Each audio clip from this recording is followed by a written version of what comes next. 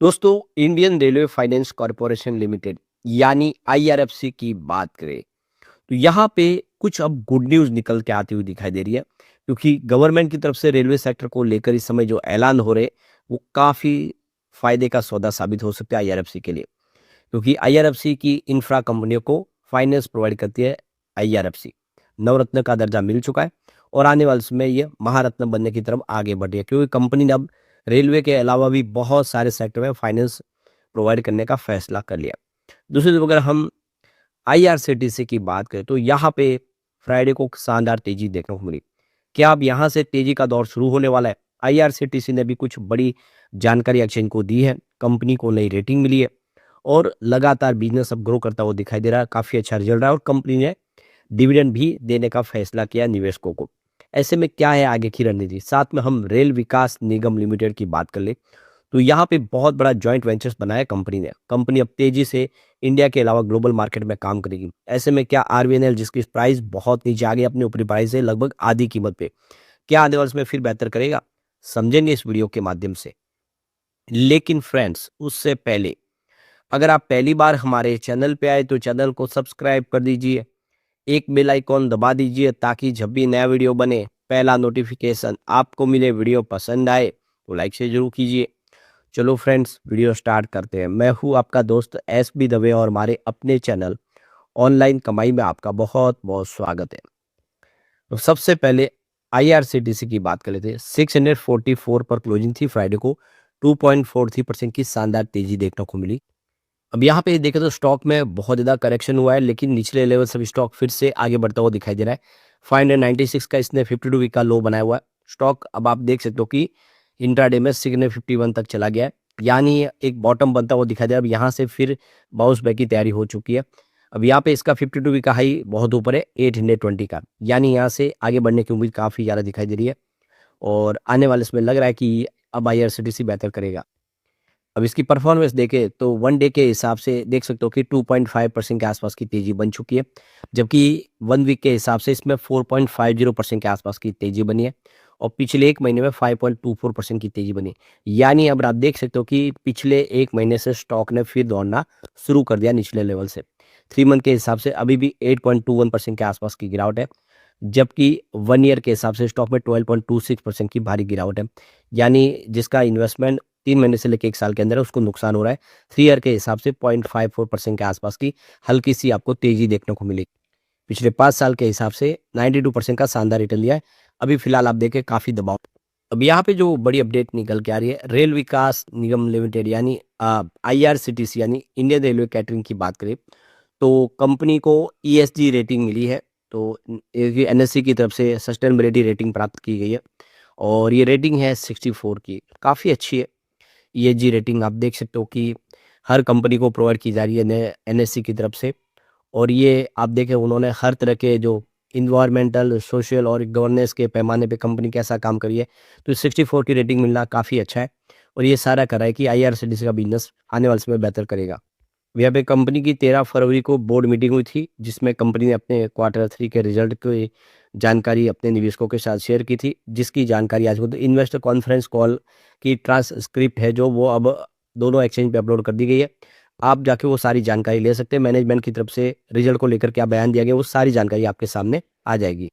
अब यहाँ पे रिजल्ट की बात हो लगातार बेहतर हो रहा है। देखिए सबसे पहले रेवेन्यू की बात करें, मार्च 2023 में 3661 करोड़ के आसपास था।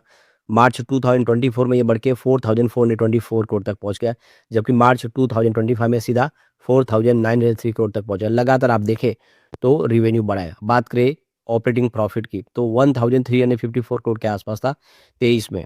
अब 24 में ये 1496 करोड़ तक पहुंचा। तो इस बार मार्च 25 में 1757 करोड़ तक पहुंच गया। यानी लगातार आप देखें तो ऑपरेटिंग प्रॉफिट भी बढ़ा है। अब बात कर रहे थे यहाँ पे कंपनी के प्रॉफिट की तो 1005 करोड़ का प्रॉफिट था मार्च 2023 में। 24 में ये बढ़ के 1011 करोड़ तक पहुंच गया। तो इस बार मार्च 25 में सीधा 1314 करोड़ तक पहुंच गया। यानी लगातार साल दर साल प्रॉफिट, रिवेन्यू और रिवेन्यू के साथ में ऑपरेटिंग प्रॉफिट सब कुछ बढ़ रहा है। यानी बिजनेस पे कोई कमी नहीं।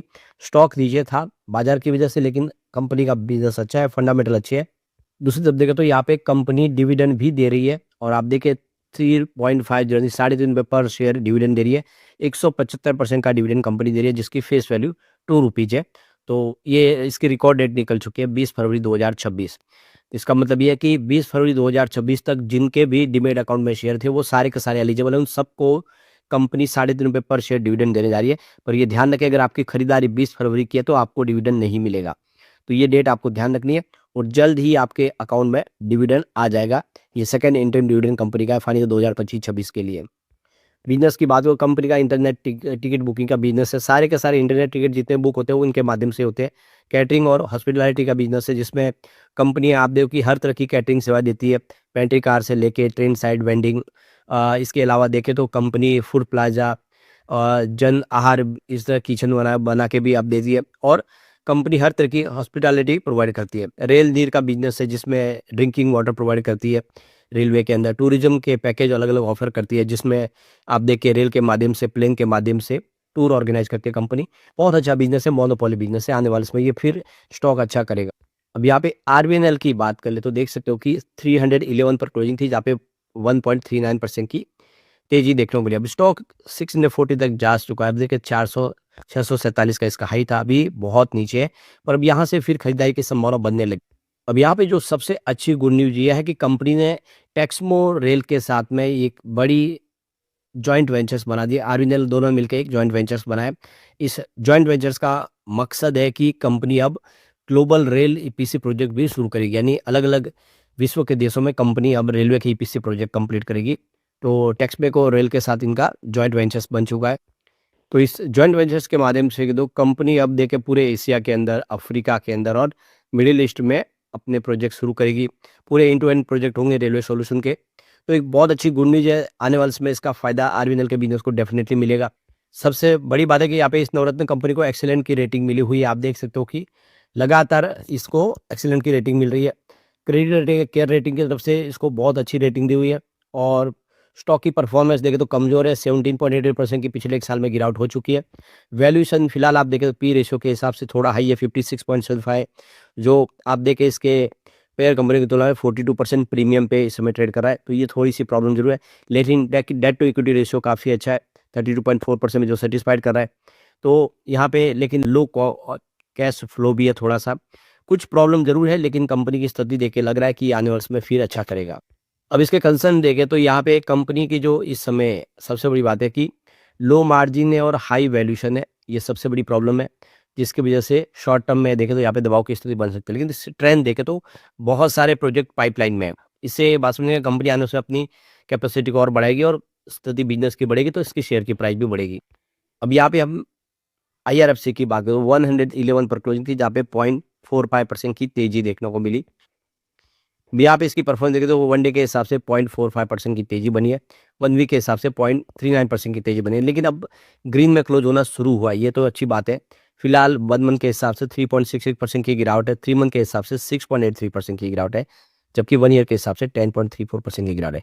पिछले 1 महीने से 1 साल के बीच में जिसका इन्वेस्टमेंट है उसको नुकसान हुआ है। 3 ईयर के हिसाब से लेकिन 292% का जबरदस्त रिटर्न दिया है, और 5 ईयर के हिसाब से 341% का शानदार रिटर्न दिया है। जिस तरह से पिछले एक सप्ताह से ग्रीन में क्लोजिंग आ रही है, लग रहा है कि इसका बॉटम बन चुका है। अब यहाँ पे देखो कंपनी ने यहाँ पे अपनी जो प्लानिंग की है कि वो आने वाले समय ओएफएस लाएगी। गवर्नमेंट अपनी होल्डिंग को ट्रिम करेगी। 86.36% की होल्डिंग है, जिसको 75% पे लाना होगा।